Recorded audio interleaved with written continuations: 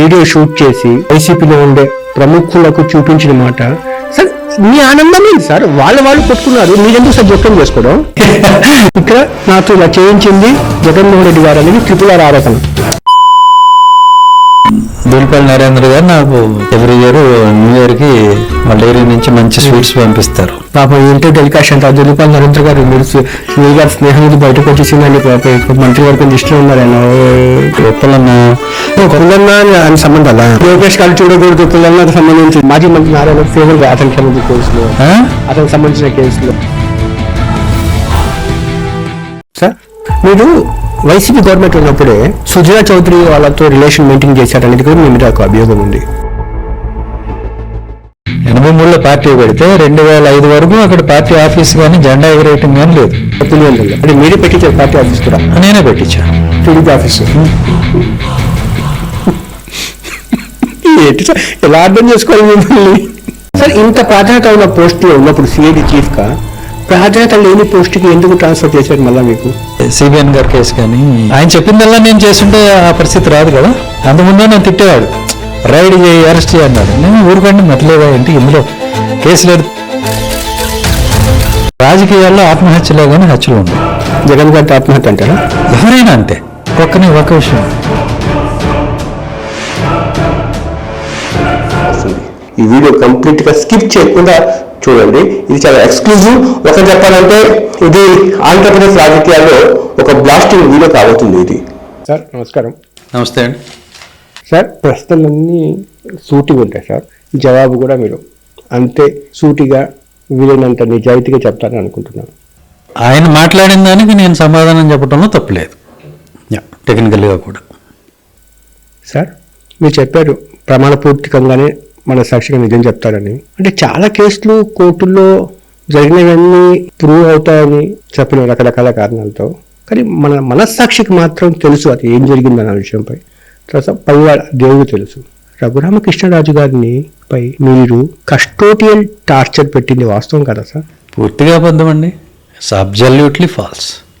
నా దగ్గర ఇంకో ప్రశ్నలు కూడా ఉన్నాయి సార్, అడగండి, నో ప్రాబ్లం. ఆయనకు తగిలిన గాయాలు, సికింద్రాబాద్ ఉండే ఆర్మీ హాస్పిటల్ ఇచ్చిన సర్టిఫికెట్లు, డాక్టర్లు నిర్ధారణ చేసి ఇది ఊండిది పోలీస్ టార్చర్లోనే జరిగి ఉండొచ్చు అని చెప్పిన మాటలు, ఇవన్నీ వాస్తవం కదా? మీకన్నా ఎక్కువ సుప్రీంకోర్టు వారికి తెలుసు కదా. అందులో మీరు అన్నట్టుగా ఇది పోలీస్ టార్చర్ వల్ల గాయాలు అయినాయి అని ఏ డాక్టర్ అయినా కానీ రాసినట్లయితే ఖచ్చితంగా సుప్రీంకోర్టు వారు నా మీద సిబిఐ ఎంక్వైరీ వేసేవారు కదా. పైగా ఆయన సుప్రీంకోర్టులో పిటిషన్ కూడా వేశారు సిబిఐ ఎంక్వైరీ కావాలి అని. అవును. అంటే ఆయన కస్టోడియల్ టార్చర్ అని ఆయన చెప్పిన అబద్ధపు ఎలిగేషన్ ఏదైతే ఉందో దానిలో రాలేదు, కానీ ఆయన మీద ఉన్న 420 చీటింగ్ కేసులో సుప్రీంకోర్టు ఆర్డర్ వచ్చింది సిబిఐ ఎంక్వైరీకి, అది జరిగింది. కాబట్టి నిజమేది అబద్ధమేది అనేది సుప్రీంకోర్టుకి తెలుసు కదా. ఒక క్షణం అంగీకరిద్దాం సార్, అది ఆ గాయాలు మీరు చేయలేదని చెప్పి. అసలు గాయాలు లేవండి సార్. నేను గాయాలు ఉన్నాయని మీరు ఎలా చెప్తారు? సరే, ఆయన ఇంటర్వ్యూ చేసినప్పుడు ఆయన కాలు చూపించాడు సార్ నాకు. జస్ట్ ఒక 1 year back, 1.5 year back, 2 years back చేశాను. అప్పుడు ఆ గాయాలు కూడా కనిపిస్తున్నాయి సార్. మీరు డాక్టరా? డాక్టర్ కాదు సార్. ఆ మచ్చలు సార్ ఊరు సార్ సార్ సెంట్రల్ గవర్నమెంట్ సంబంధించిన ఆర్మీ హాస్పిటల్ వాళ్ళు అబద్ధాలు చెప్తారా సార్? వాళ్ళకి ఏమి ఇష్టం ఇంట్రెస్ట్ ఉంటుంది. ఏమండి మీరు పదే చెప్తున్న ఆర్మీ హాస్పిటల్ అంటున్నారు కదా, ఆ రిపోర్ట్ సుప్రీంకోర్టు చదవలేదన్న మీ ఉద్దేశం? అంటే మీరు సుప్రీంకోర్టును అవమానపరుస్తున్నారా? మీ కంటెంప్ట్ ఆఫ్ కోర్టు అవుతుంది, జాగ్రత్త. మరి అసలు దెబ్బలు ఏమంటారా? అరే మెడికల్ సర్టిఫికేట్స్ అని క్లియర్ గా చెబుతున్నాయి కదండి. సుప్రీంకోర్టు ఇలా చెప్పిందని చెప్పి నా నోటికి తాళం వేసే ప్రయత్నం చేస్తున్నారు మీరు. మీ నోటికి ఎవరు తాళం వేస్తాడు? మీ నోరు మీ ఇష్టం, మీ కంటెంప్ట్ కాదో చెప్పాల్సింది సుప్రీంకోర్టు. చట్టం ఉంటే భయపడాలి కానీ చట్టమే భయంకరంగా మారకూడదు. అవును. మీరు ఒక ఎంపీని అరెస్ట్ చేసినప్పుడు మీరు ఏదైతే ప్రొసీజర్ సిఆర్పిసికి సంబంధించిన అవలంబించారో అది కరెక్ట్ అని మీరు సమర్థించుకుంటున్నారు సార్ మీరు. ఏది సుప్రీంకోర్టులో మీరు అంటున్న ప్రతి సర్టిఫికెట్ కూడా సుప్రీంకోర్టు వారు చూశారు, పెద్ద లాయర్లే చెప్పారు. సరే, ఇక్కడ 2 things సార్. మరి అందులో మీరు అన్న ప్రతిదీ కవర్ అయింది. ఏది ఆయన అరెస్ట్ చేయడం దగ్గర నుంచి, ఆ ప్రొసీజర్ జరిగిందా లేదా, ప్రొసీజర్ ప్రకారం జరిగిందా లేదా దగ్గర నుంచి మెడికల్ సర్టిఫికెట్ల వరకు ప్రతిదీ జరిగింది. ప్రతిదీ చూశారు. సార్ సుప్రీంకోర్టు ఏం చెప్పింది పక్కన పెట్టి పక్కన పెట్టడానికి వీలు లేదండి. ఇప్పుడు మన మనస్సాక్షి కదా ఫస్ట్ ఆఫ్ ఆల్ 7 సంవత్సరాల లోపల శిక్ష ఉన్న కేసులో ఏమండి, ఫస్ట్ ఆఫ్ ఆల్ మనస్సాక్షి గురించి మాట్లాడితే ముందు ఆయన 2,000 కోట్లు కట్టే మన మనస్సాక్షిని ఉపయోగించి సిబిఐ కోర్సు ఇప్పుడు అదే పంజాబ్ నేషనల్ బ్యాంక్ సంబంధించి అందులో నా డబ్బులు మీ డబ్బులు కూడా ఉన్నాయి. సార్ నేను అడుగుతున్నది కస్టోడియల్ టార్చర్ సంబంధించిన కేసు సార్. ఇప్పుడు 7 సంవత్సరాల లోపల శిక్ష సంబంధించిన కేసులన్నీ మీరు 41A నోటీసులు ఇచ్చి అరెస్ట్ బిఫోర్ ఆ తర్వాత ప్రొసీజర్ చేయాలి. కానీ మీకు లా తెలియదండి, మీరు లా తెలియకుండా మాట్లాడుతున్నారు. నాకు తెలియదు, నేను ఇన్నోసెంట్ గానే నేను తెలుసుకున్నాను. మరి తెలియనప్పుడు మీరు ఏం అడగాలి? కరెక్ట్ గా లా ఫాలో అయ్యే చేసాం, మాకున్న అధికారాల మేరకే. ఎగ్జామ్షన్స్ ఏంటి సార్? ఆ ఎగ్జామ్షన్స్ ఏంటి? ఆ ఎగ్జామ్షన్స్ ఏమిటి అని అంటే ఇప్పుడు చెప్పండి. ఇక్కడ ఉన్నారు సార్ మీరు. సార్ ఇక్కడ వెస్టర్న్ ఇంట్రెస్ట్ మీకు ఉన్న సంగతి నేను ఇక్కడ చెప్తాను సార్. ఇక్కడ మీరు చెప్పండి సార్, ఎటువంటి సందర్భంలో 41A మీరు ఒకసారి చదువుకోండి. 41A సిఆర్పిసి నోటీసు మ్యాండేటరీనా కాదా అనేది మీరు ఒకసారి చూసుకోండి. 7 సంవత్సరాల లోపల కేసుల్లో ఖచ్చితంగా మ్యాండేటరీ కాదు సార్. ఎందుకు పెట్టారు? 7 సంవత్సరాల నాన్ కాగ్నిజబుల్ అఫెన్సెస్. మీరు ఒకసారి సెక్షన్స్ ఆఫ్ లా చూడండి. ఒక ఎంపీ భారతదేశంలో ప్రజాస్వామ్యానికి చట్టసభకి ప్రాతినిధ్యం వహించే ఎంపీ దేశద్రోహి అవుతాడా సార్? అక్కడ జరిగిన రాజకీయ క్రీడలో అంటే ఎంపీ అయితే దేశద్రోహం చేయరు అని మీరు బలంగా నమ్ముతున్నారా? సార్ సార్ చేయకూడదని ఎక్కడైనా రాసి ఉందా సార్? మీరు ఎలా చెప్తారండి? సార్ ఎంపీ అయినంత మాత్రాన రాజద్రోహం కేసు ఇంకోటి మీరు చెప్పింది కరెక్ట్ అయితే వినండి, నేను పెట్టిన సిఐడి పెట్టిన వినండి, మీ దృష్టిలో ఒసామా బిన్ నా దృష్టిలో కాదండి, నా దృష్టిలో కాదు స్వామి. మీరు నేను చెప్పేదంటారా? మీరు ఆగండి, మీరు ఒక పాయింట్ చెప్పారు, ఆ పాయింట్ నా సమాధానం చెప్పినామండి. నా ప్రశ్న అయిన తర్వాత ఓకే కానండి సార్. ఆ రోజు జరిగిన జగన్మోహన్ రెడ్డి వర్సెస్ రఘురామకృష్ణరాజు గొడవ మీరు రెండో ప్రశ్నకి వెళ్ళిపోయారు. ఇదే ప్రశ్న మీరు అడిగిన ఫస్ట్ అలౌ చేయండి సార్. ఈ ఒక్క ప్రశ్న అడిగిన తర్వాత మీరు చెప్పండి. లేదు, మీరు ఫస్ట్ ప్రశ్నకి నాకు సమాధానం చెప్పనివ్వాలా, మీరు రెండో ప్రశ్నకి చెప్పండి సార్. నేను మళ్ళీ నాకు మళ్ళీ వెస్టర్న్ ఇంట్రెస్ట్ సార్. నాకు టీడీపీ అయినా వైసీపీ అయినా ఒకటే. నేను చాలా న్యూట్రల్ మైండ్ సెట్. మీకే ఇంట్రెస్ట్ ఉన్నా నాకేం ఇబ్బంది లేదు. Okay, I don't bother sir. నేను చెప్తాను సమాధానం, నేను ప్రతిదానికి సమాధానం చెప్తాను. ఓకే, ఇప్పుడు మీరు ఏమంటున్నారు? ఎంపీ రాజద్రోహం చేస్తాడా అని మీరు అడుగుతున్నారు, అంతేనా? ఇదే ప్రశ్న ఆయన వేస్తూ ఎఫ్ఐఆర్ క్వాష్ చేయమని చెప్పి కోర్టుకు వెళ్ళారు. మీరు నేను కాదు డిసైడ్ చేసేది. ఓకే, దేశంలో కోర్ట్స్ అని ఒకటి ఉన్నాయి, న్యాయ వ్యవస్థ అని ఒకటి ఉంది. ఓకే, మరి ఎఫ్ఐఆర్ ఎందుకు క్వాష్ కాలా? మేము పెట్టింది కరెక్ట్ కేసు కాకపోతే ఎఫ్ఐఆర్ ఎందుకు క్వాష్ కాలా? నేను ఒక మాట చెప్పాలి సార్. ఇక్కడ రాజ్దీప్ సర్దేశాయి అని చెప్పి ఒక సీనియర్ జర్నలిస్ట్ ఉన్నాడు ఇండియాలో, చాలా పెద్ద సీనియర్. అతని మీద కూడా రాజద్రోహం కేసు. ఇప్పుడు ఆయన మీద ఈ రాజద్రోహం కింద కేసు పెట్టి ఇవన్నీ ఫాల్స్ అని చెప్పి సుప్రీంకోర్టు ఆ తర్వాత కూడా చెప్పింది కదా సార్. మర్చిపోయారా సార్ మీరు? ఇప్పుడు రాజద్రోహం కేసు పెడుతున్నారా? ఆ సమయంలో రాజద్రోహం కేసుకి ఒక అర్థపర్థం లేని సమయంలో పొలిటికల్ వెండటం తీర్చుకోవడానికి ఎవరి మీద అంటే వాళ్ళ మీద ప్రయోగించేవాళ్ళు సార్. జర్నలిస్టం కూడా ప్రయోగించారు సార్ అటవి రాజద్రోహం కేసు సార్. ఇప్పుడు ఒక సీనియర్ పోలీస్ ఆఫీసర్గా మీరు ఈ కేసులో విక్టిమో అక్యూజ్లో పక్కన పెట్టి సార్ రాజద్రోహం కేసు ఇతని మీద పెట్టే అవకాశం ఉందా సార్? అప్పుడు గ్రౌండ్స్ ఉన్నాయా సార్? మీరు చెప్పండి సార్. అరే మీరు నేను కాదండి చెప్పేది. ఓకే, ఆనరబుల్ కోర్టు చెప్పాలి ఏది చెప్పినా. ఒకటి, ఒక అరెస్ట్ అయిన వ్యక్తికి మెడికల్ టెస్టులు చేయించడం అనేది చట్టం చెప్తుంది కదా సార్. మీరు అది చేయించలేదంట కదా sir.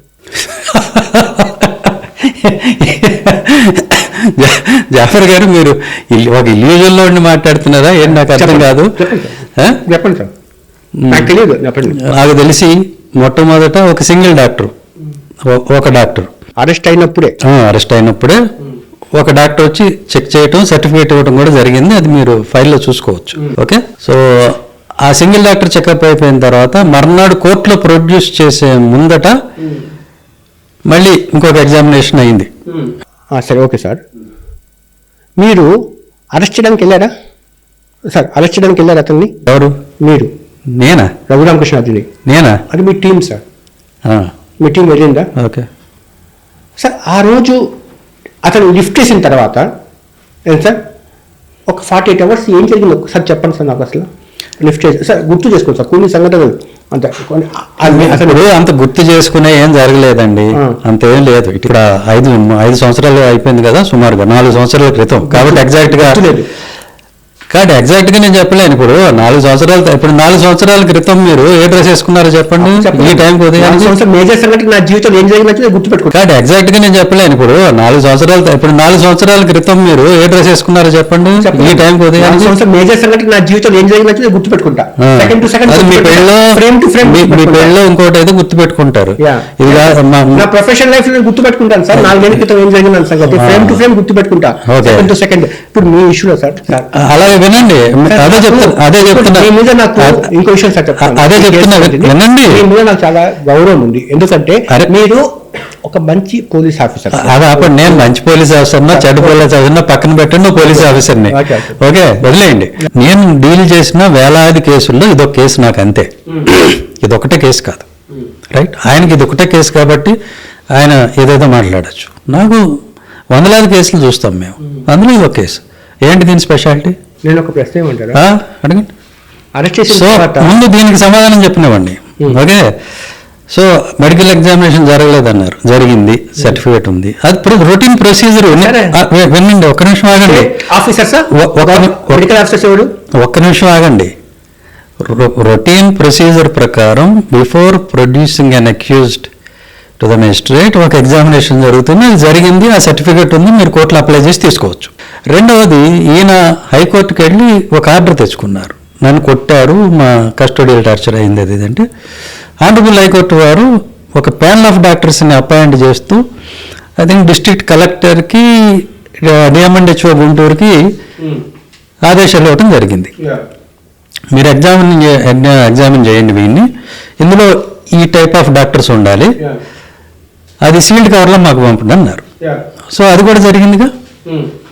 DK Basu versus West Bengal కేసులో పోలీస్ టార్చర్ మీద స్పష్టమైన ఒక గైడ్లైన్స్ వచ్చింది కదా సార్, ఏంటి టార్చర్ అవుతుందని చెప్పి.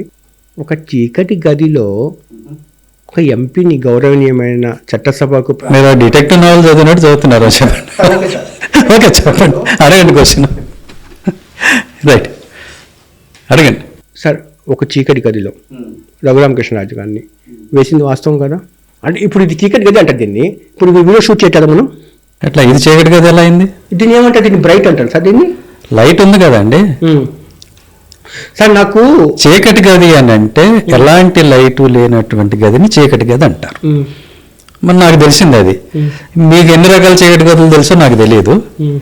అంతేగాని మీరు ఐపీఎల్ స్టేడియం లాగా ఉన్నదాన్ని కూడా చీకటి గది అంటారు అని మీరు చెబితే, మీరు చెప్పింది అలానే ఉంది. ఇప్పుడు ఇది కూడా చీకటి గది అంటే మరి నాకు ఇది ఐపీఎల్ స్టేడియంలా ఉంది సార్. కేసులన్నీ కోర్టులో వేగిపోయినంత మాత్రాన ఒక ఇన్సిడెంట్ జరగలేదు అని చెప్పడానికి లేదు సార్. అలాగే, ఎందుకంటే ఇన్వెస్టిగేషన్ ఆఫీసర్ సరిగ్గా ప్రజెంట్ చేయకపోతే, సరిగ్గా ఎవిడెన్స్ లేకపోతే అది వీగిపోతుంటాయి. ఎవిడెన్స్ లేకపోతే అలాగని చెప్పి జరగలేకపోతే లేదు. మేము ముందుగా చెప్పా ఈ ఇంటర్వ్యూ స్టార్ట్ అయినప్పుడే, సార్ మీరు మనస్సాక్షిగా జవాబు చెప్పాలి. నేను చెప్తున్నానండి, నేను మనస్సాక్షిగానే చెప్తున్నా. మీరు కొడతా ఉంటే RRR గారికి, రఘురామకృష్ణరాజు గారికి వీడియో చేసి చూసి చూపించలేదా సార్? సార్ మీరు కాకుండా మీ టీం మెంబర్ సార్, ఓవరాల్గా మీ టీం మెంబర్స్ ఎవరు చూపించలేదా సార్? అరే చీకటి గదిలో వీడియో ఎలా తీస్తారండి? It's observe thing. ఆ సమయంలో మీరు ఎక్కడున్నారు ఆ టార్చర్ జరుగుతున్నప్పుడు? నేను ఎందుకు వెళ్తా? పైగా రోజు నాకు తెలిసి మీలాంటి మీడియా వాళ్ళందరూ అక్కడ ఉన్నారు బయట. ఆయన అరెస్ట్ అయిన దగ్గర నుంచి, అక్కడ హైదరాబాద్లో అరెస్ట్ అయిన దగ్గర నుంచి తెల్లవారి పొద్దున్న వెళ్ళేదాకా అక్కడే ఉన్నారు మీరు, కెమెరాలు వేసుకుని. అక్కడికి వెళ్ళటానికి నాకు తెలిసి ఒకటే దారి ఉంది, 2-3 దారులు లేవు. నేను వస్తే మీ ముందు నుంచి వెళ్ళాలి. అంటే ఆ స్పాట్కి మీరు రాలేదంటారు యాక్చువల్గా సార్? నేను నాకేం పని అండి, నాకేం పని అక్కడికి వెళ్ళటానికి? అది ఇన్వెస్టిగేటింగ్ ఆఫీసర్ చూసుకుంటాడు. అరెస్ట్ అయింది ఎవరైతే నాకేంటి, నేను వెళ్ళి అడగాల్సినంత విషయం లేదు. పైగా సిఐడి చీఫ్, నేను ఒక అడిషనల్ డీజీ క్యాడర్లో ఉన్న వ్యక్తి పోయి ఎవరిని ఇంటర్గేట్ చేయడు. ఈ కేసే కాదు, ఏ కేసులో కూడా నేను ఎవరిని ఇంటర్గేట్ చేయను. Right sir. మీ నోటీస్లో లేకుండా, ఒకవేళ అనుకున్నాం సార్ మీరు రాలేదు, మీ నోటీస్లో లేకుండా మీ టీంలో ఎవరైనా కూడా ఈ అత్యుత్సాహంతో ఆయన మీద దాడి చేసి ఉంటారు సార్, కొట్టి ఉంటారా? అట్లనే చెప్తారు. ఎందుకు చేస్తారు? ఎవరైనా ఎందుకు చేస్తారు? ఏం అవసరం? ఇప్పుడు ఆయన మీద కోపం ఉండాల్సిన అవసరం ఉంది ఎవరికైనా? అతను చెప్పేది ఏంటంటే ఇక్కడ నాతో ఇలా చేయించింది జగన్మోహన్ రెడ్డి గారు అనేది త్రిపులార్ ఆరోపణ. డొనాల్డ్ ట్రంప్ ఏం కదా. మీరు వెటకారంగా కాకపోయినా సీరియస్గా సారీ ఈ మాట చెప్తున్నందుకు ఒక ప్రశ్న జవాబు చెప్పాలి. ఆయన మీద ఆయన పండుకోబెట్టి విమానం లాగా పండుపెట్టి పోలీస్ టార్చర్లో విమానం ఎక్కించాలంటారు కదా, అలా ఎక్కించి ఒక గుడివాడకు సంబంధించిన టీడీపీ కార్యకర్త ఇప్పుడు గుడివాడ ఎమ్మెల్యేకి ప్రధాన అనుచరుడు అతను. ఓకే. అతన్ని గుండె మీద కూర్చోబెట్టి అతను గుండె మీద కొట్టాడు అతను త్రిపురారికి అని త్రిపురారి యొక్క ఆరోపణ. ఇదే అంశాన్ని చంద్రబాబు నాయుడు గారు కూడా ఆయన కంప్లైంట్ చేశారు ఆ టీడీపీ కార్యకర్త మీద. కానీ ఒక పెద్ద వార్ నడిచింది ఆ ఎమ్మెల్యే వర్సెస్ త్రిపురారి అని చెప్పి గుడివాడకు సంబంధించి. ఇది పేపర్లో పెద్ద చర్చ జరిగింది. ఏం సార్ అది కరెక్ట్ కదా? ఇందులో ప్రశ్న ఏది? మీ స్టేట్మెంట్ అదే సార్ నేను చెప్పేది. ఆ టీడీపీ కార్యకర్త ఆ రోజు ఆ కస్టోడియల్ టార్చర్ జరిగినప్పుడు ఏదైతే చెప్పుకుంటున్నా కస్టోడియల్ టార్చర్ జరిగినప్పుడు ఆ సమయంలో అక్కడ ఉన్నాడా సార్? మీకు ఒక విషయం చెప్పాలి సార్. అభూత కల్పనలు కూడా ఒక లిమిట్ ఉండాలి. ఫిక్షన్కి కూడా కొన్ని బౌండరీస్ ఉంటాయి సార్. ఇది ఆ ఫిక్షన్ కూడా దాటేసింది. ఎవరో కార్యకర్త అసలు అక్కడికి రావటం అనేది పూర్తిగా వాస్తవం. అసలు అలాంటి అవసరమేముంది ఎవరికైనా? అతనెవరో ఈయనకి తెలియదు, ఈయనెవరో అతనికి తెలియదు. ఎందుకు ఆ వ్యక్తి వచ్చి ఇతన్ని ఏదో చేస్తాడు? ఇవన్నీ మరి ఆ పర్టికులర్ ఆరోపణ ఈయన ఎందుకు చేశాడు ఏంటి అనేది ఆయనకే తెలియాలి, రఘురామకృష్ణరావుకే తెలియాలి. ఓకే. రెండవది మీరు అంటున్న ఆ వ్యక్తిని అసలు దీనికి ఎలా లింక్ చేశారు మీకు తెలుసా? తెలియదు సార్. తెలియదు. ఎవరో జాఫర్ గారు అన్నారంట, నేను అని మీరు ఎగ్జాంపుల్ ఉదాహరణ అన్నారంట. ఆయన బయట చెబుతున్నాడు, నేను పొద్దున్న బాబాయ్ హోటల్లో ఇడ్లీ తింటుంటే ఆయన పక్క నుండి ఇటు చెబుతున్నాడు, నేనే చేశాను తెలుసా అని చెప్పి విన్నాను నేను. ఇది ఎవిడెన్స్ అండి, ఇది ఎవిడెన్స్ అయినా ఆయన చెబితే ఆయన అంటుండగా నేను విన్నానని చెబితే ఎవరో వ్యక్తి. ఓకే. దాని ఆధారంగా నాకు తెలిసిన ఇన్ఫర్మేషన్ చెప్తున్నా మీకు. దాని ఆధారంగా అరెస్ట్ చేశారు. సిడిఆర్ ఉందా, ఐపీడిఆర్ ఉందా, గూగుల్ టేక్అవుట్ ఉందా, ఏముందని? ఈ రకంగా అయితే ఎవరినైనా అరెస్ట్ చేయొచ్చు, ఎవరి పేరైనా చెప్పచ్చు, ఇక దానికి అంతం లేదు. ఇది కరెక్టా మీరు చెప్పండి. చెప్తా ముందు నేను చెప్పినామండి, మీరు అడగకుండా నేను చెప్పకూడదా ఏంటి? చెప్పండి. మళ్ళీ చీకటి గది అంటారు. చీకటి గదిలో ముసుగేసుకొచ్చారు, ముసుగేసుకు రాలేదు ఎలా తెలిసింది? ఒకటి. రెండవది, చీకటి గదిలో ముసుగు జారిపోతే మనిషి ఎలా కనపడ్డాడు? ఇవన్నీ కూడా అగైన్ ఐఎమ్ టెల్లింగ్ యూ, ఇవన్నీ కూడా నేను మీడియాలో వచ్చిన వాటికి సమాధానాలు చెప్తున్నా. నేను కేసు గురించి మాట్లాడట్లా. నేను కూడా కేసు మెరిట్ గురించి మాట్లాడడం లేదు. ఏదైతే ఇప్పుడు ఆన్లైన్లో మీడియాలో ఆల్రెడీ ఆయన ఏమైతే ఎలిగేషన్స్ చేశారో దానికి సమాధానం చెప్తాను తప్ప కేసు గురించి నేను చెప్పటంలా. ఆయన చెప్పిన ఇవన్నీ కూడా మీరు చెప్తున్న ప్రకారం వచ్చి రఘురామకృష్ణరాజు ఒక అద్భుతమైన స్క్రిప్ట్ రాశాడు. ఏమని చెప్పి నన్ను కొట్టారు, కస్టోడియల్ టార్చర్ చేశారు, నన్ను ఈ విధంగా ఆల్రెడీ నాకు ఆపరేషన్ అయింది, అది కూడా చూడకుండానే వాళ్ళు నన్ను చిత్రహింసకు గురయ్యారు. ఒక్క నిమిషం ఎలా టు సే దిస్. ఈ కేసు ఓ పెద్ద జోక్. ఎందుకు చెప్తున్నానంటే జోక్ అని, ఎంతమంది మీరు అడిగారు ఆ సెక్షన్ వేయచ్చా ఈ సెక్షన్ వేయచ్చా అని అడిగారు కదా. మరి ఇందులో మీరు ఇంకో ప్రశ్న అడగాలి వాళ్ళని.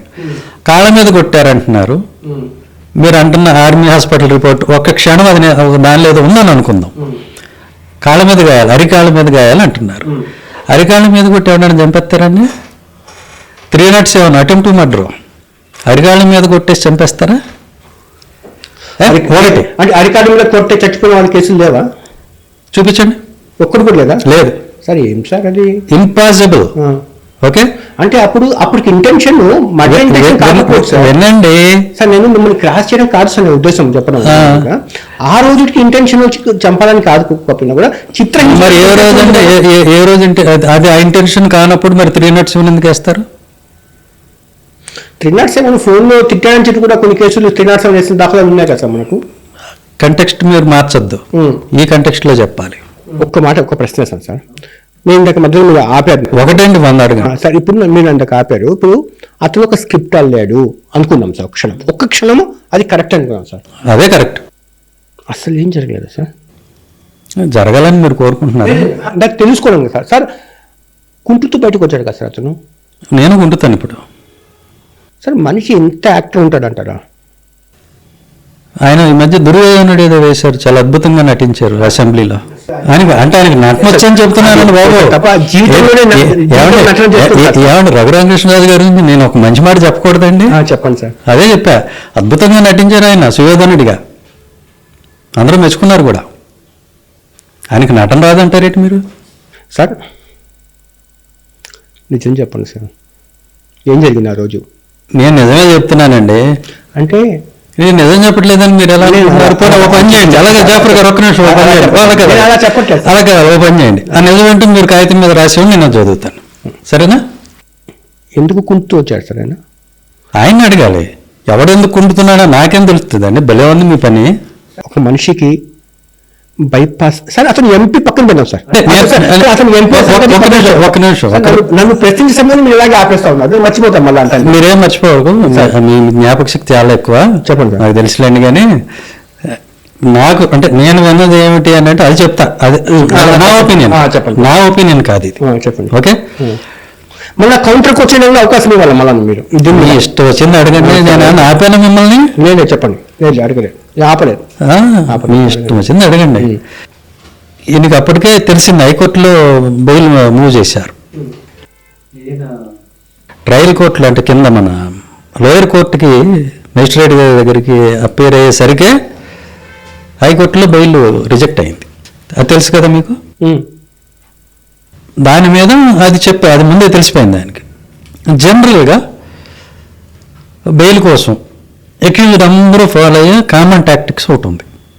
అదేంటంటే మేజిస్ట్రేట్ గారి దగ్గర లాయర్లే చెప్తారు, అంటే వాళ్ళ లాయర్స్ చెప్తారు. కొన్నిసార్లు మోస్ట్లీ ట్యూటర్ చేస్తారు. మామూలుగా బెయిల్ రాదు, పోలీసులు కొట్టారని చెప్పు హాస్పిటల్కి పంపిస్తారు. అక్కడ మనం ఏమైనా మేనేజ్ చేస్తే మెడికల్ అటెన్షన్ కావాలి అది ఇదని అంటే బెయిల్ ఇస్తారనేది చెప్తారు. ఇది కామన్ ప్రొసీజర్. అవును సార్, కరెక్టే. వినండి. అరే నన్ను చెప్పండి సార్, చెప్పండి. సారీ, మీరే చెప్పారా? చెప్పండి చెప్పండి.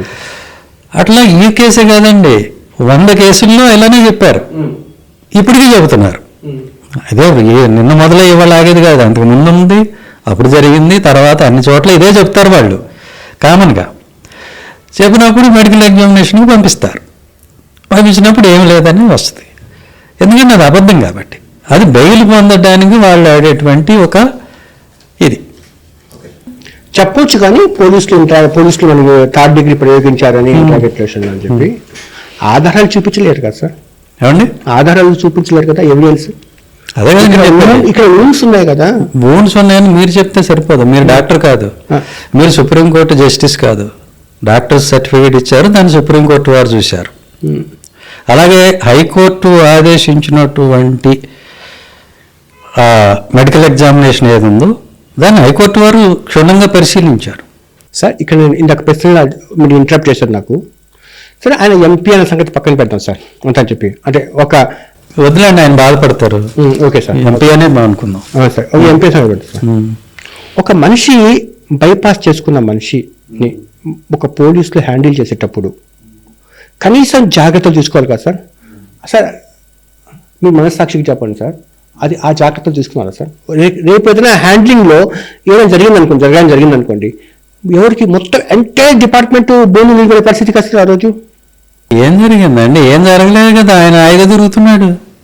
ఎంపీగా 5 సంవత్సరాలు పనిచేశాడు, తర్వాత ఎమ్మెల్యే అయ్యాడు. ఆయన చాలా పూలలో పెట్టుకుని చూసుకున్నాము, ఆయనకి రాచ మర్యాదలు తీసుకుని రెడ్ కార్పెట్ పెట్టుకుని మన స్టేషన్లో కూర్చోబెట్టాము, ఏసీ ఏం నిమిషంలో ఏం కావాలో అది ఇచ్చాము, పలహారాల దగ్గర నుంచి బిర్యానీ దగ్గర అన్నీ పెట్టాము, ఆయనకి ఏం మర్యాదలో లోటు రాకుండా చూసుకున్నాము అన్నట్టు చెప్తున్నారు మీరు. మరి ఎలా చెప్పమంటారు? అలా జరిగిందని చెప్తాను. మీరు నేను అలా జరిగిందని చెప్పలే, మీరు చెప్పినంత భారత్ టైపులో ఏదో జరిగిందని నేను అంటలా, మీరు చెప్పినంత టార్చర్ జరిగిందని నేను చెప్పట్లే. నార్మల్గా ఉంది అంతే. ఆయన ఎవరేం చేయలేదు, మామూలుగా అందరిని ఎలా ట్రీట్ చేస్తారో అట్లానే ట్రీట్ చేశారు. సార్, ఏ గ్రౌండ్స్ లేకుండా కోర్టు ఈ కేసుని రీఇన్వెస్టిగేట్ చేయమని చెప్పి ఏ కోర్టు చెప్పింది? ఇప్పుడు సరే, ఓకే, మంచి పాయింట్ వచ్చారు. ఏ కోర్టు చెప్పింది చెప్పండి, ఆర్డర్ చూపించండి. ఇప్పుడు ఇన్వెస్టిగేషన్ పిలిచారు, అసలు ఏ కోర్టు చెప్పలా నా మీద ఇన్వెస్టిగేషన్ చేయమని? మంచి పాయింట్ అడిగారు మీరు. ఏ కోర్టు చెప్పలా. ఈయన సుప్రీంకోర్టుకి వెళ్ళాడు, సుప్రీంకోర్టు 1.5 సంవత్సరాలు విచారించింది, ఎలాంటి ఆర్డర్ ఇవ్వాల? సిబిఐ ఎంక్వైరీ చేయమని. ఓకే, ఎలాంటి ఆర్డర్ ఇవ్వాలి? 1.5 year ఇన్ సుప్రీంకోర్టు. మీరు చెప్పినట్టు బ్లేటెంట్గా గాయాలు ఉన్నాయి, గాడిద గుడ్డు ఉన్నాయి అని అంటే సుప్రీంకోర్టు వారు ఊరుకుంటారా? అసలు ఈయన అడగక్కర్లా, చూసిన వెంటనే ఆర్డర్ ఇస్తారు. 1.5 year ఈ రిపోర్ట్లన్నీ చూశారు. కొత్త రిపోర్ట్లు ఏం లేవు అందులో, పాతవే. ఆ రిపోర్ట్లు 1.5 year సుప్రీంకోర్టు చూసి ఏ ఆర్డర్ ఇవ్వకపోతే అది కొట్టేసే పరిస్థితి వస్తే ఈయనంతటి ఈయన విత్డ్రా చేసుకున్నాడు కేసు. ఇప్పుడు మిమ్మల్ని ఎందుకు వినండి నేను నా సమాధానం కావలేదు. ఓకే సార్, ఉంటా. అయిపోయిందా? ఈయన విత్డ్రా చేసుకున్నాడు, కేసు పెట్టమని. తర్వాత హైకోర్టుకి వెళ్ళారు. సుప్రీంకోర్టు ఇవ్వాల ఆర్డరు, హైకోర్టు ఇవ్వాల ఆర్డరు. అధికారం వచ్చింది కాబట్టి, అధికారం వచ్చిన తర్వాత ఈయన ఎమ్మెల్యేగా ఎన్నికైన తర్వాత ఈయన బలవంతం చేసి పోలీసులతో కేసు పెట్టించాడు. అలాగా యాజ్ పర్ సిఆర్పిసి ప్రొసీజర్లో అది సాధ్యమవుతుందా సార్? ఏంటది?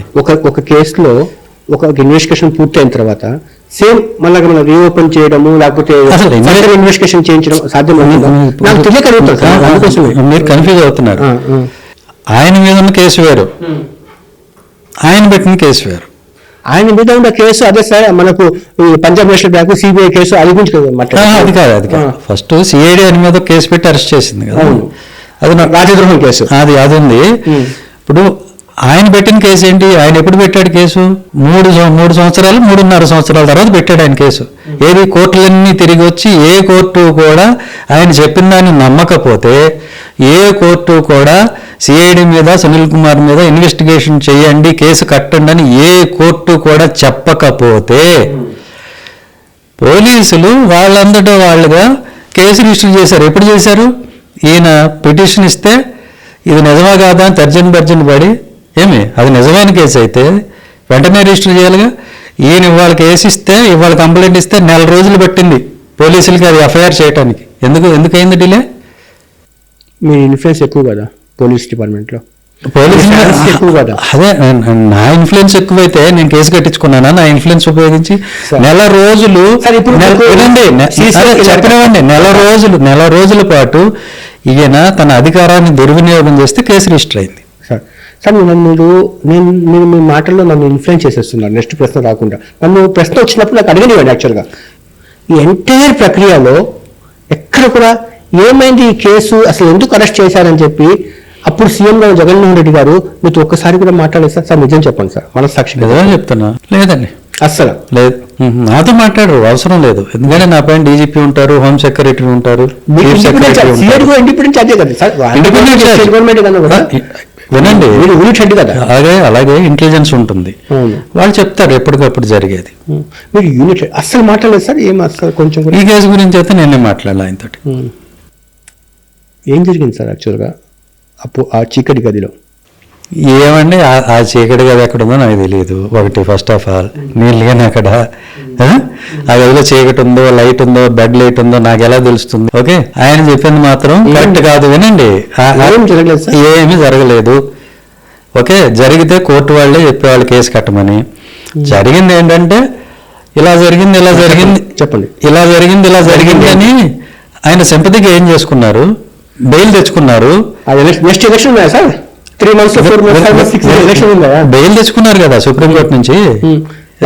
ఆ కేసుకి బెయిల్ రాదా సార్? రాదు. రాజద్రోహం కేసు ఏంటి సార్? మళ్ళీ అక్కడికి వస్తున్నారు. మళ్ళీ జాఫర్ మరి హైకోర్టు ఎందుకు రిజెక్ట్ చేసింది బెయిల్?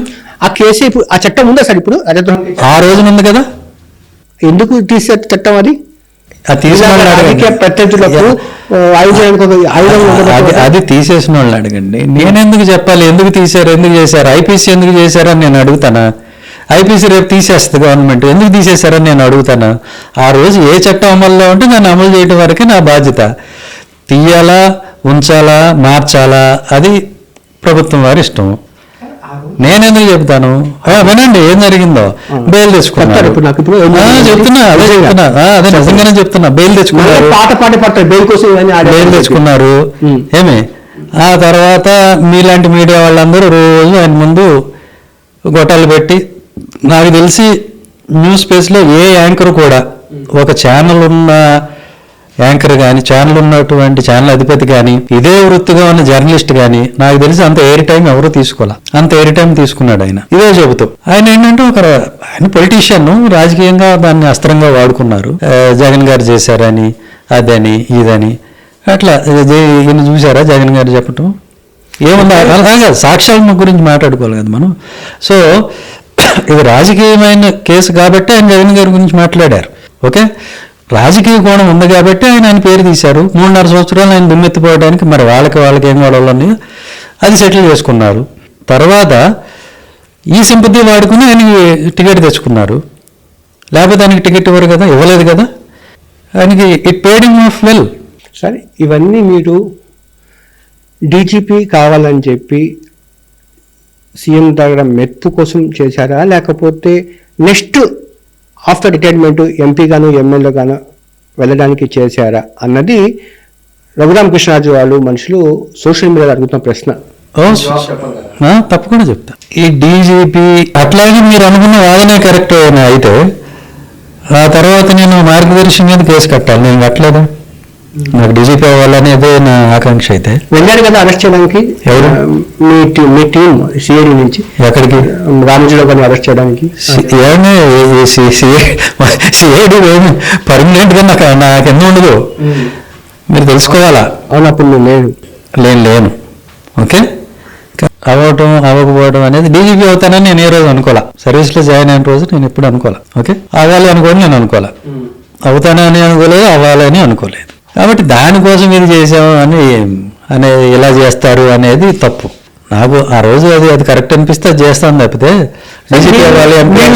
చీఫ్ గా ఉన్నప్పుడు సార్ మీరు డీల్ చేసినవన్నీ 80% కేసెస్ పొలిటికల్ కేసెస్ కదా సార్ ఎక్కువగా? లేదు, నేను సిఐడి చీఫ్గా ఉండగా 3,000 కేసులు ఎస్సీ ఎస్టీ అట్రాసిటీ కేసులు స్టేట్ వైడ్గా ఉన్నాయి. అండ్ పెండింగ్ ఉన్న కేసుల్ని ఛార్జ్షీట్ వేయించి అందులో ఉన్న విక్టిమ్స్ అందరికీ కాంపెన్సేషన్ వచ్చేలాగా నేను చూసుకున్నా, విక్టిమ్ కాంపెన్సేషన్ స్కీమ్ కింద. టీడీపీ ప్రభుత్వం వచ్చిన తర్వాత కూడా అతను ఎక్స్-సీఎం గారి డాటర్స్ మీద ఒక అసభ్యకరమైన పోస్ట్ ఏదో పెడితే అతను తెలుగుదేశం ప్రభుత్వం అరెస్ట్ చేసింది. మరి అట్లాంటి పనులు ఎవరు చేసినా ఏ గవర్నమెంట్లోనే ఒప్పుకోరండి. అవే మేము చేశాను తప్పితే పొలిటికల్ క్రిటిసిజం చాలామంది చేశారు. అంటే మీ దృష్టికి రాకపోవచ్చు, ఒక 100,000 మంది ఎవ్రీడే వీళ్ళని క్రిటిసైజ్ చేసేవాళ్ళు. మేము ఎప్పుడు ఏ రోజు కూడా వాళ్ళ తలుపు తట్టలేదు, వాళ్ళని పిలవలేదు, ఒక నోటీస్ ఇవ్వలేదు, ఏం చేయలేదే. వాళ్ళు హాయిగా క్రిటిసైజ్ చేసుకుంటూనే ఉన్నారు. అంటే ప్రజాస్వామ్యబద్ధంగా చట్టాన్ని వైలేట్ చేసుకోకుండా అందరికీ స్వేచ్ఛ ఉంది. వాళ్ళు చేసుకుంటే ఎవరు మాట్లాడరు. కానీ ఆ స్వేచ్ఛని దుర్వినియోగం చేసి ఫ్యామిలీ మెంబర్స్ మీదకి వెళ్ళిపోయి ఆడవాళ్ళని అశ్లీలంగా తిడితే అది కేసు అవుతుంది. అదే మేము చేసాం. వాళ్ళు భయపడ్డారు, అందుకని అందరూ భయపడలా. సార్ ఇప్పుడు అంటే యాజ్ ఏ జర్నలిస్ట్గా సార్ నేను మిమ్మల్ని ఎందుకో అంటే వైసీపీ టైంలో కూడా ఒక వర్షం ఏంటంటే ఒక వాదన మీరు నారాయణ మంత్రిగా మాజీ మంత్రి విషయంలో కాస్త మాజీ మంత్రి నారాయణ ఫేవర్ గా చేశారని చెప్పి అలిగేషన్. ఆయనకి నేనే ఫేవర్ చేశానండి. మీరు వైసీపీ గవర్నమెంట్ ఉన్నప్పుడే సుజనా చౌదరి వాళ్ళతో రిలేషన్ మెయింటైన్ చేశారనేది కూడా మీ మీద ఒక అభియోగం ఉంది. కేసీఆర్ చిన్ని వాళ్ళతో రిలేషన్ మెయింటైన్ చేశారని నిజమా సార్ అది? అంటే చిన్ని గారు నాకు తెలియదు పెద్దగా. వాళ్ళ బ్రదరు నాని గారు ఉన్నారు కదా, ఆయన తెలుసు. చిన్ని గారు నాకు పెద్ద లేదు. సుజనా గారు అంటే మామూలుగా తెలుసు. వైసీపీ గవర్నమెంట్ ఉన్నది మాత్రం నేను నా స్నేహాలన్నీ వదులుకోవాలి, తెలిసినవన్నీ వదులుకోవాలని ఎక్కడ రూల్ ఉంది? ఇప్పుడు ఈ కారణంగానే మీకు అంటే మీరు ఇంకా చాలా పేర్లు చెప్పలేదు. మీరు చెప్పలేదు సార్, నాకు తెలియదు యాక్చువల్గా అన్నమాట. వాళ్ళందరూ నాకు ఎప్పటి నుంచో మిత్రులు. ఈయన మన పాపారావు, పుల్లారావు గారు, పుల్లన్న గారు, దూలిపల్లి నరేంద్ర గారు నాకు ఎవ్రీ ఇయర్ న్యూ ఇయర్కి వాళ్ళ ఏరియా నుంచి మంచి స్వీట్స్ పంపిస్తారు. పాపం ఇంటో టెలికాస్ట్ అంతా దూలిపల్లి నరేంద్ర గారు మీరు సునీల్ గారి స్నేహం నుంచి బయటకు వచ్చేసిందండి. పాపం ఇప్పుడు మంత్రివర్గం లిస్టులో ఉన్నారు ఆయన. దూలిపల్లి నరేంద్ర గారు ఎడిట్ చేయను అలాగే వదిలేస్తా. ఇంకా సునీల్ గారితో టీడీపీ సంబంధాలు బయట వస్తున్నాయి, చెప్పండి. ఇంకా చాలా మంది ఉన్నారు. రాజా గారు, ఆల్పాటి రాజా గారు తెలుసు. నేను గుంటూరులో ఐజీగా పనిచేశాను కదా, పనిచేసినప్పుడు ఆ ఏరియాలో ఉన్న వాళ్ళందరూ తెలుసు. అంటే అప్పుడు టీడీపీ అధికారంలో లేదు, అప్పుడు కాంగ్రెస్ అధికారంలో ఉంది. కిరణ్ కుమార్ రెడ్డి గారు ముఖ్యమంత్రి. సో వీళ్ళందరూ తెలుసు. దూలిపల్లి నరేంద్ర గారు, ఆల్పాటి రాజా గారు, పుల్లన్న గారు. పుల్లన్న సంబంధాలా? పుల్లారావు గారు పుల్లన్న ఈ వీడియో లోకేష్ గారు చూడకూడదు, పుల్లన్నకు సంబంధించింది. కొమ్మాలపాటి శ్రీధర్ గారు వీళ్ళందరూ అంటే ఐజీగా ఉన్నప్పుడు పని కోసం వస్తారు కదా, ఏదో పని కోసం వచ్చినప్పుడు వాళ్ళు అడిగిన దాంట్లో మెరిట్ ఉంటే నేను చేసి పెట్టాను. మిమ్మల్ని వైసీపీ ఎలా నమ్మింది సార్? మిమ్మల్ని టీడీపీ ముద్ర కదా ఉంది ఓఎస్టీగా పనిచేసినప్పుడు ఎలా నమ్మింది అప్పుడు? 30 years సర్వీస్ అనుకోండి, 30 years సర్వీస్లో 15 years అంటే హాఫ్ ఆఫ్ ద 50% సర్వీస్ ఆయనతోనే జరిగింది. అంటే చంద్రబాబు గారితోనే నా ప్రయాణం జరిగింది. అంటే ఆయన ముఖ్యమంత్రి. ఇప్పుడు ఎవరు ముఖ్యమంత్రి కావాలి అనేది నేను నిర్ణయించలేను కదా. టీడీపీ ఆఫీస్ కూడా లేదు నేను వెళ్ళే వరకు. 83లో పార్టీ పెడితే 2005 వరకు అక్కడ పార్టీ ఆఫీస్ కానీ జెండా ఎగరేయటం కానీ లేదు. అది చెప్పారు వాళ్ళు నాకు. మేము పార్టీ ఆఫీస్ కూడా పెట్టుకోలేని పరిస్థితి ఉంది ఇక్కడ అని చెప్పి. పులివెందులలో అంటే మీరే పెట్టించారు పార్టీ ఆఫీస్ కూడా? నేనే పెట్టించా టీడీపీ ఆఫీసు. ఏంటి సార్ ఎలా అర్థం చేసుకోవాలి మిమ్మల్ని? ప్రాధాన్యత లేని పోస్ట్కి ఎందుకు ట్రాన్స్ఫర్ చేశారు మళ్ళీ మీకు? చెప్పాను కదా, అప్పుడు డిఫరెన్స్ ఆఫ్ ఒపీనియన్ అనేది ఉంటుంది. ఎందుకు వచ్చింది అలాగా? ఉండే కొన్ని ఇష్యూస్లో నేను చెప్పక్కర్లేదు, మీరు అర్థం చేసుకోగలరు. అదే సిబిఎన్ గారి కేసు కానీ ఇంకా వేరే చాలా ఇష్యూస్, అంటే మీకు తెలియని చాలా చిన్న చిన్న ఇష్యూస్ ఉన్నాయి. వాటిలో నేను అవుట్రైట్గా చెప్పడం జరిగింది. ఇందులో నాకైతే అనిపించడం లేదనేది చెప్పడం జరిగింది. అని నేను ఎప్పుడైనా అప్పుడు కూడా నాకు జగన్మోహన్ రెడ్డి గారి టైంలో కూడా నాకు పోస్టింగ్ లేకుండా కొంతకాలం ఉంచారు. అది తెలిసిందే కదా. ఆయన చెప్పిందల్లా నేను చేస్తుంటే ఆ పరిస్థితి రాదు కదా, అది మీరు అర్థం చేసుకోవాలి. కాబట్టి నేను ఎలా పడితే అలా పనిచేయను, ఏది పడితే అది చేయను. చట్టబద్ధంగా ఉంటేనే పని చేస్తాను, నాకు అనిపిస్తేనే చేస్తాను. ఇంకో విషయం, ఆ రోజు ఉమేష్ గారు వద్దని బతిలాడాడు, తెలుసా మీకు? ఆయన అన్నాడు, అంతకుముందే నన్ను తిట్టేవాడు, ఊరికే అరెస్ట్ రైడ్ చేయి అరెస్ట్ చేయి అన్నాడు. నేను ఊరుకోండి మతిలేదా ఏంటి, ఇందులో కేసు లేదు పాడలేదు, కోర్టు తిడుతుంది మనల్ని, ఊరుకోండి అంటే నన్ను తిట్టేవాడు. నువ్వు పిరిగాడివి అది అనేవాడు. మీ ఇష్టం వచ్చినట్టు అనుకోండి, నేనేం పట్టించుకోను. కేసు ఉంటే ఉందని చెప్తా, లేదంటే లేదని చెప్తా. నిజంగా అలాంటి కేసు వచ్చిన రోజు నేను చేస్తానని చెప్పాను. ఇక్కడ మీ చంద్రబాబు నాయుడు విషయంలో మీరు దూకుడుగా వెళ్తే పార్టీకు నష్టం వచ్చి ఎందుకు గట్టిగా చెప్పలేకపోయారు? మనం ఒక వర్కింగ్ రిలేషన్లో జరిగిన విషయాలు మనం కొన్ని చెప్పకూడదు, ఎందుకంటే అది పద్ధతి కాదు. చంద్రబాబు నాయుడు గారికి నాకు ఏదైనా డిస్కషన్ జరిగినా కూడా నేను ఆ విషయం బయట మాట్లాడకూడదు, అది కరెక్ట్ కాదు మోరల్గా. మీరు రాజశేఖర్ గారి దగ్గర పనిచేశారు, జగన్మోహన్ రెడ్డి గారి దగ్గర పనిచేశారు, ఏం సార్ డిఫరెన్స్ అంటే రాజశేఖర రెడ్డి గారి దగ్గర నేను నేరుగా వెళ్ళింది, చూసింది, మాట్లాడింది చాలా తక్కువ. ఆయన ఎస్పీగా పోస్టింగ్ ఇచ్చారు, అక్కడ పనిచేసే పెద్ద ఎస్పీతో ఆయన మాట్లాడేది ఏముంటుంది, ఎప్పుడు పెద్ద మాట్లాడాల. ఆయన ఏదన్నా వచ్చినప్పుడు టూర్స్కి వచ్చినప్పుడు కలవడం అదే తప్ప. జగన్మోహన్ రెడ్డి గారికి నాకు అంటే ఇద్దరు సుమారుగా ఒకటే అనిపిస్తుంది. జగన్మోహన్ రెడ్డి గారు కూడా ఎప్పుడు కూల్గానే ఉంటారు. నేను చూసిన జగన్మోహన్ రెడ్డి గారు, మీరు అనుకునే జగన్మోహన్ రెడ్డి గారు ఒకటి కాకపోవచ్చు. ఇప్పుడు మీరు చూసిన జగన్మోహన్ రెడ్డి గారు ఏంటి? కూల్గా ఉంటారు, మంచిగా మాట్లాడతారు. ఏదైనా లీగల్గా ఇలాగ ఇబ్బంది ఉంది సార్, ఇది కరెక్ట్ కాదు, ఇది అవ్వదు అని చెప్తే లీగల్గా ఏది ఉంటే అదే చెయ్యి అంటారు. సార్ ఇప్పుడు ఐపీఎస్ ఆఫీసర్స్కి, డిఎస్పీస్కి, అడిషనల్ ఎస్పీస్కి పోస్టింగ్స్ ఇవ్వట్లేదు కదా, అది ఎలా అనిపిస్తుంది సార్ మీకు? అంత అంటే టీడీపీ గవర్నమెంట్, వైసీపీ గవర్నమెంట్లో కూడా ఏమి వెంకటేశ్వరరావు పట్ల ఇంకా అలా పట్ల అలాగే వ్యవహరించారు. వీళ్ళు వచ్చినప్పుడు కూడా అలాగే కొంచెం ఎక్స్టెండ్ చేస్తున్నారు ఇలాంటి చర్యల్ని పోలీస్ ఆఫీసర్స్ మధ్య. కానీ వాళ్ళకేం సంబంధం సార్? ఇప్పుడు గొడవ నుండి జగన్మోహన్ రెడ్డి గారితో చూసుకోవాలి, కానీ పోలీస్ ఆఫీసర్స్ని టార్గెట్ చేయడం ఎంతవరకు కరెక్ట్? అసలు ఏంటి sir, police officers political leaders మాట ఇవ్వకుండా ఇండిపెండెంట్గా గ్రహించడం కష్టం అంటారు ఈ సిస్టంలో? ప్రస్తుతం మీరు మనస్ఫూర్తిగా చెప్పిన మాటలు ఏం చెప్పండి? అంటే రెండు ఆప్షన్స్ ఉన్నాయి, చేయొచ్చు, చేయకూడదనే లేదు, క్వశ్చన్స్ రావేమో అంతే. నేను చాలాసార్లు అలాగే కదా, అప్పాలో పనిచేశాను, గ్రేవన్స్ లో పనిచేశాను, పోస్టింగ్ లేకుండా చాలా సార్లు ఉన్నా. అవన్నీ అవుతాయి, మీకు అవన్నీ తెలియవు కదా, అవన్నీ ఎవరు మాట్లాడరు. మాట వినప్పుడు ఇబ్బందులు వస్తాయి, కానీ అలా చేయకూడదని ఏం లేదు, అలా చేయొచ్చు. మంచి పోస్టింగ్లు కావాలి, మంచిది కావాలి, కెరియర్ అంతా అంటే ఇలా కూడా చేయొచ్చు. నేను అంటే మంచి పోస్టింగ్ లేకుండా మీ దృష్టిలో అట్లా నేను చాలాసార్లు రైల్వేస్ ఇవన్నీ కూడా చేశాను. కానీ మీరు యూనిఫామ్ డ్యూటీస్ అంటే కాస్త మంచిగానే చేశారు కదా? యూనిఫామ్లో నేను మంచిగానే చేశాను. నన్ను పక్కన పెట్టినప్పుడు కూడా నేను బాధపడలేదు, ఎందుకనంటే నాకు ఉద్యోగం ఒకటే పని కాదు, పర్సనల్ లైఫ్ కూడా ఉంది. కానీ ఆ టైంలో నేను ఎక్కువ టైం నా ఫ్యామిలీతో స్పెండ్ చేయడానికి, పిల్లలతో స్పెండ్ చేయడానికి టైం దొరికింది. సో దాన్ని అట్లా నేను ఒక అదృష్టంగా దాన్ని తీసుకున్నాను. అంతా మన మైండ్ సెట్లో ఉంటుంది. దాన్ని డిప్రెషన్లోకి వెళ్ళిపోయే వాళ్ళు ఉంటారు, నాకు పోస్ట్ లేదు, నాకు పోస్టింగ్ ఇవ్వలేదు, అది ఇదని. సార్ మీరు ఒక బ్యూరోక్రాట్లోనే కాకుండా మీకు సామాజిక విశ్లేషణ, సామాజికంలో ఉండే అంతరాల మీద కన్సర్న్ ఉన్న ఆఫీసర్గా కూడా నేను ఎదిగిన సునీల్ కుమార్ గారు. అంటే ఒక విషయం చెప్తాను, నేను అంతా చెప్పను కానీ రాజకీయాల్లో ఆత్మహత్యలే కానీ హత్యలు ఉండవు. జగన్ గారి ఆత్మహత్య అంటారా? ఎవరైనా అంతే, వాళ్ళని కాదు. ఒక విషయం అంటే మన డెమోక్రసీలో రిజెక్షన్ ఎక్కువ సెలక్షన్ కన్నా. అవును, ఒకరు పోవాలని నెగిటివ్ ఓటు. అవును, కరెక్ట్. నెగిటివ్ ఓటు ఎక్కువ.